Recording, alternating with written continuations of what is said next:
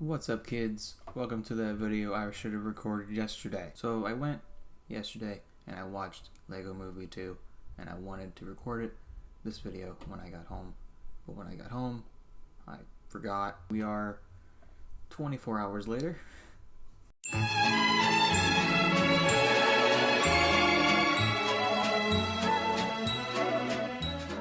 So before I tell my thoughts about Lego Movie 2, let's talk about my experiences with Lego Movie 1. I went with my girlfriend at the time to watch Lego Movie 1 in theaters. The theater was packed. I thoroughly enjoyed it. My girlfriend at the time looked at me at one point, asked if I was okay because I was laughing so hard. So going into Lego Movie 2, I kind of had some high expectations. And in the end of the day, I feel like that kind of ruined the movie for me because I was very disappointed in it. Before I go into what I was disappointed in, how about we talk about a bit what I really liked from it. The voice acting was fantastic. Chris Pratt killed it again. The animation was amazing. It was good as, or even better than the first one. The plot of the movie held up pretty well. The theming of it was pretty concise and it was actually a pretty good movie in the end. And the music in the movie is fantastic. When I was leaving the theater, I was behind a family who were singing songs from the movie, so obviously they stick with you. And in spite of all of those good things, I was still very disappointed with it. 90% of the jokes in the movie fell flat with me. If you compare the jokes from the second one to the first one, they don't even compare at all.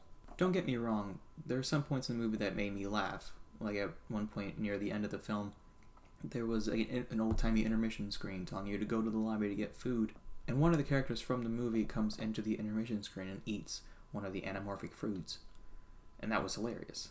But that's one of the only times I actually laughed. And the comedy aside, there are still some pretty big problems with the actual plot of the movie. The movie tried to include time travel into the plot, which kind of makes everything a little weird, because time travel makes everything a little weird. And the rules for when they're Lego pieces and when they're the actual characters is even more misconstrued than it was in the first one. Because in this one, there's a Lego piece that's able to move around like he's not being toy, and then he builds his own ship and then goes back in time, and then the boy just finds it and he's just okay with finding this random thing in his house that he didn't build, and he's like, oh, this is my toy now, I'm gonna play with this. It's just really odd, and I thought it was kind of dug themselves into a little hole that they couldn't really get themselves out of.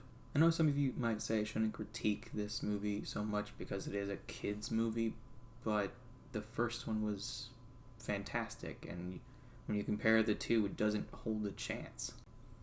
Yeah. Too long didn't read. It was passable.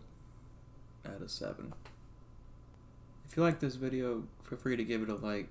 Comment down below if you have any other things you want me to talk about, like other TV shows, movies that are coming out, stuff like that. Feel free to subscribe if you want to see videos similar to this one. I'm gonna go edit this video to hopefully get it out not even later than I wanted to. Oh, the pain. It's getting so cold. Emmett, what are you doing? Hooray! See, that wasn't so bad. Nothing got in.